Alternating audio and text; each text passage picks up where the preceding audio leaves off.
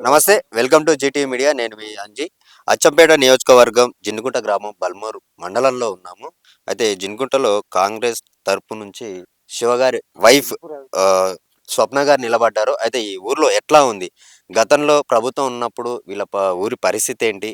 Congress government వచ్చిన తర్వాత ఈ 2 నెలల్లో ఎలా ఉంది? నెక్స్ట్ ఏం చేయబోతున్నారు అనే విషయాలు మాట్లాడదాం. చెప్పండన్న, మీరు మీ వైఫ్ ఈ ఊర్లో సర్పంచ్‌గా నిలబడ్డారు. మరి మీరు గ్రామాల్లోకెళ్ళినప్పుడు ప్రజలు ఎలా స్పందిస్తా ఉన్నారు? మీ మేనిఫెస్టో ఏంటి?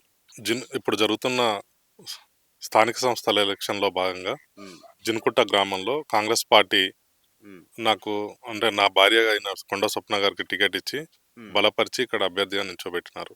అందులో భాగంగా మేము గత 2 రోజుల నుంచి ప్రచారం ముమ్మరం చేసినాము. హ్మ్.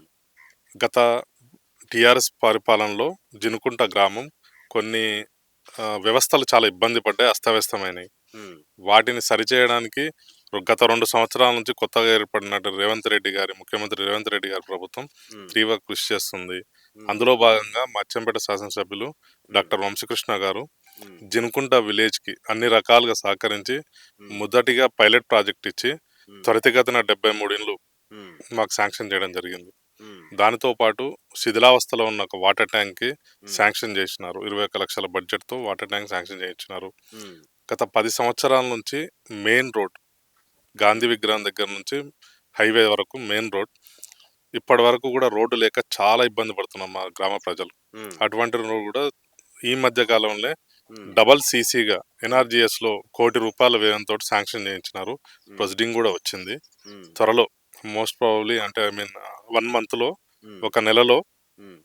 పనులు ప్రారంభం జరుగుతాయి. హ్మ్. ఇవే కాక జినుకుంట గ్రామంలో మురుగు కాలువల వ్యవస్థ హ్మ్. కొంచెం ఇబ్బందిగా ఉంది. హ్మ్. గత పాలనలో ఒక్క మురుగు కాలువ కూడా కట్టిన దాఖలాలు లేవు. హ్మ్. గత సర్పంచ్ అప్పుడు కూడా మా కాంగ్రెస్ పార్టీ బలపరిచినట్టు అభ్యర్థి గురటి శ్రీనివాసులు గెలిచినారు. అప్పుడే కొన్ని కాలువలు జరిగినాయి. హ్మ్. దాని తర్వాత వాటిని కంటిన్యూ చేయడానికి కొన్ని ఏరియాలను ఐడెంటిఫై చేసినాం మేము. హుహు. కాంగ్రెస్ పార్టీ ఆధ్వర్యంలో మా నాయకులు అందరూ కలిసి హ్మ్. కొన్ని ఏరియాలు ఐడెంటిఫై చేసినారు.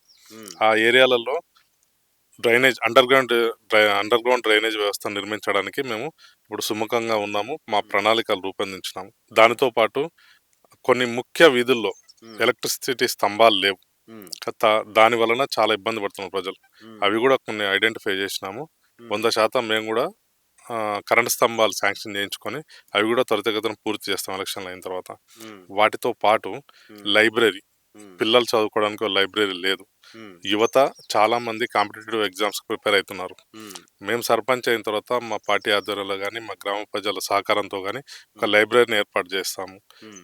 ఇది కాకుండా యువతకు క్రీడా ప్రాంగణం చాలా ఇంపార్టెంట్. హ్మ్. చా గత 10 సంవత్సరాలు, 20 సంవత్సరాల నుంచి మా గ్రామ పెద్దలు గాని అందరూ వెతుకుతున్నా ఇక్కడ దొరకట్లేదు. హ్మ్. అది కూడా ఎమ్మెల్యే గారి దృష్టిలో ఉంది. హ్మ్. ఆయన కూడా మాటిచ్చినారు. మీ ఊర్లో సర్పంచ్ గెలిపించుకొని వస్తే హ్మ్. ఎక్కడైనా గవర్నమెంట్ ప్రభుత్వ స్థలం ఉంటే మీకు ఒక క్రీడా ప్రాంగణం శాంక్షన్ చేస్తా అని. హ్మ్. వీటితో పాటు హ్మ్. చాలా రోజుల నుంచి గత 10 సంవత్సరాల్లో ఒక్క రోజు కూడా కొత్త పింఛన్లు మంజూరు చేసిన దాఖలాలు లేవు టీఆర్ఎస్ ప్రభుత్వం. హ్మ్. ఇప్పుడు కాలంలో హ్మ్. ఆల్రెడీ కాంగ్రెస్ ప్రభుత్వం దరఖాస్తులు తీసుకొని ఉంది. హ్మ్.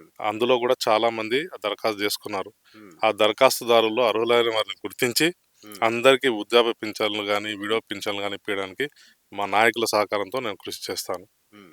వీటితో పాటు హ్మ్. స్కూల్, మా హ్మ్. స్కూల్ ఇప్పటివరకు ఐదో తరగతి వరకే ఉంది. హ్మ్. 5, 6 హ్మ్. వచ్చే సంవత్సరం ఎమ్మెల్యే గారి సహకారంతోటి హ్మ్. ఖచ్చితంగా అక్కడ గూడా ఏడో తరగతి వరకు తెప్పియడానికి ప్రయత్నం చేస్తా. హ్మ్. ఎందుకంటే స్లోగా పిల్లలు విద్య వైపు మళ్ళితేనే హ్మ్. ఊర్లో డెవలప్‌మెంట్ జరుగుతాయి. అవును. ఇవి కాకుండా హ్మ్. మా దగ్గర ఒకటి మైసమ్మ టెంపుల్ ఉంది. హ్మ్. ఆ టెంపుల్ చాలా ప్రాచుర్యం చెందింది. హ్మ్.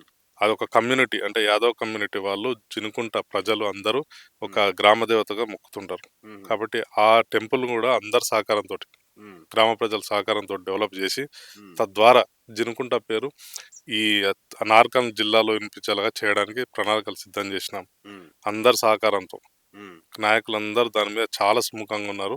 హ్మ్. ఇప్పటివరకు దానికి ముందుకొచ్చి చేయలేదు. ఇప్పుడు హ్మ్. ప్రయత్నం మొదలు పెడదామని చూస్తున్నాం. హ్మ్. దాంతో పాటు జినుకుంట స్టేజ్ వద్ద ఒక హ్మ్. కమాన్ హ్మ్. నిర్మించడానికి చాలామంది సూచనలొచ్చినాయి. హ్మ్. అది గూడా పరిశీలిస్తున్నాం. హ్మ్. ఇంకొకటి మాకు అలుగు ఉంది. హ్మ్. కొంతమంది వ్యవసాయ పొలాలకెళ్ళడానికి దారులు ఇబ్బందున్నాయి రైతులకు. హుహు. అలాంటి వాటిని గూడా ఐడెంటిఫై జేసి హ్మ్. రాష్ట్ర ప్రభుత్వం కానీ మా ఎమ్మెల్యే సహకారంతో అవన్నీ త్వరితగతిన పూర్తి చేయడానికి ప్రయత్నం చేస్తాం. రేషన్ కార్డ్స్ ఇవన్నీ గత వచ్చాయా 10 మీ ఊర్లో? సంవత్సరాల్లో రాని రేషన్ కార్డులు ఉమ్, 130 రేషన్ కార్డులు ఈ మధ్యనే ఉమ్, శాంక్షన్ చేయడం జరిగింది. కొత్త రేషన్ కార్డులు ఉమ్. ఇండ్లు? ఇండ్లు 73 ఇండ్లు. యాక్చువల్గా మా ఊరు పైలట్ ప్రాజెక్ట్. ఉమ్, మండల్ ఒక విలేజ్ పైలట్ తీసుకున్నారు. ఉమ్, మా ఊరిని ఈ మండల్లో తీసుకోవడం వల్ల మాకు చాలా ఫలితాలు వచ్చినాయి. మాకు అన్ని పథకాలు అందినాయి.